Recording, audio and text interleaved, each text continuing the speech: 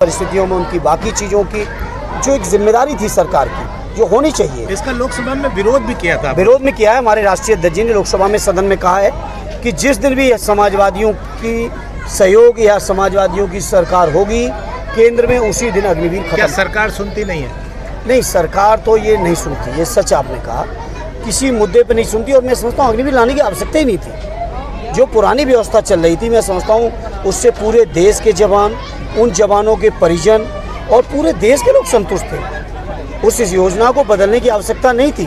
ये बेवजह ही बदला गया। और बाद में उनकी पार्टी के अध्यक्ष क्या जवाब देते हैं कि जब ये अग्निवीर लोग रिटायर होंगे तो इनको हम अपने कार्यालय में चौकीदारी की नौकरी देंगे। मैं समझता हूँ सेना का जो सुविधाएं हैं उससे भी ज़्यादा सेना की नौकरी गौरव की नौकरी है, इसको गर्व की नौकरी है। भारत माता की देश की सेवा का एक गौरव महसूस करते हैं नौजवान। सेना में ये आउटसोर्स है, कह सकते हैं, कैसे टेम्परेरी तो है ही। एक आपने घोषणा की है कि हम जो है सांसद अफजाल अंसारी के साथ यहाँ पे दुल्लापुर से जो है वो हाँ मांग की मुझे परिजनों ने और यहाँ के क्षेत्र के लोगों ने। तो आदरणीय अफजाल अंसारी साहब जो यहाँ के हमारे सांसद भी हैं, तो इसीलिए उनको साथ मैं भी, चूँकि पार्टी ने मुझे भी महत्वपूर्ण दायित्व दिया है चीफ व्हिप का, और आज जब मैं शहादत दिवस पे आया हूँ, मेरे सामने मांग रखी गई, तो हम दोनों सांसदगण मिलके निश्चित तौर पर कोशिश करेंगे, इस विपक्ष की सरकार में भी कोशिश करेंगे। और मुझे उम्मीद है कि सरकार को ये बात नहीं काटनी चाहिए हम लोगों की, और अगर काटेंगे तो जब कभी भी हम लोगों को मौका मिलेगा हम लोग पूरा करेंगे। कल सर उपराष्ट्रपति की वोटिंग में आप थे। बिल्कुल एनडीए की जीत हुई, नए राष्ट्रपति उपराष्ट्रपति मिले, क्या कहेंगे? देखिए, ये जीत तो एनडीए की थी, संख्या उनके साथ थी, पहले से थी, लोकसभा में भी थी, राज्यसभा में भी थी, दोनों सदनों में वो मेजॉरिटी में थे और निश्चित तौर पे जीत उनकी होनी थी।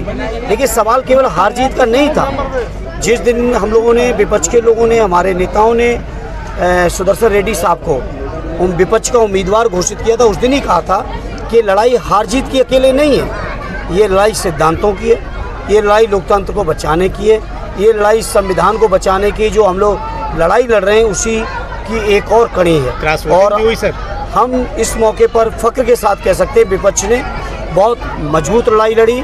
और पिछले 11 सालों में जो लोग अपने को अपराजय समझते थे, जो लोग समझते थे किसी भी पद पर हम निर्विरोध हो जाएंगे, उनके सामने एक बहुत कड़ी और मजबूत चुनौती विपक्ष ने पेश की है, वो आपके सामने। क्रॉस वोटिंग पे क्या बोलेंगे सर? देखिए, अभी चूँकि मेरी किसी से बात नहीं हुई है, जो लोग एजेंट थे काउंटिंग में थे, हाँ 15 वोट इनवैलिड की सूचना मुझे ज़रूर है, लेकिन हम इतना ही कह सकते हैं विपक्ष बहुत मजबूती के साथ और चट्टानी तरह। चलते चलते नेपाल में एक संकट गहराया है, पड़ोसी देश है, उच्च सदन के सदस्य हैं, क्या कमेंट है सर? देखिए, मैं एक भारतीय होने के नाते और सांसद होने के नाते मैं यही चाहूँगा, चाहे वो नेपाल हो, चाहे वो लंका हो या बांग्लादेश हो या कोई भी पड़ोसी देश हो, वहाँ अमन चैन और शांति रहनी चाहिए।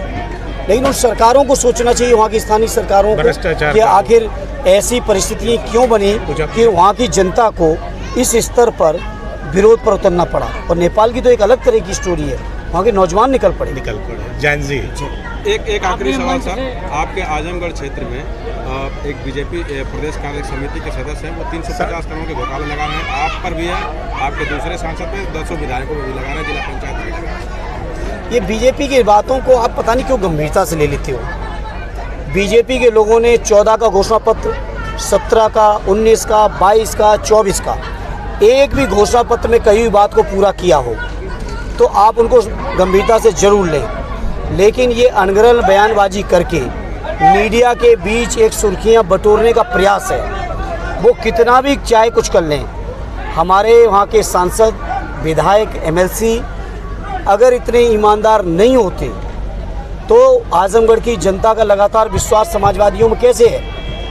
लगातार समाजवादियों पर भरोसा है आजमगढ़ के लोगों को और आसपास के लोगों को भी, चूँकि मामला आजमगढ़ का आया है। तो मैं इतना ही कहूँगा कि उनके पद वगैरह कुछ छिन चुके हैं, अब उन्हें अपनी पार्टी में नंबर बढ़ाने हैं। हालांकि वो इस स्तर के नहीं कि उनका जवाब मैं दूं, हमारे विधायकगण लोग, वहाँ की हमारी स्थानीय पार्टी के लोग देंगे।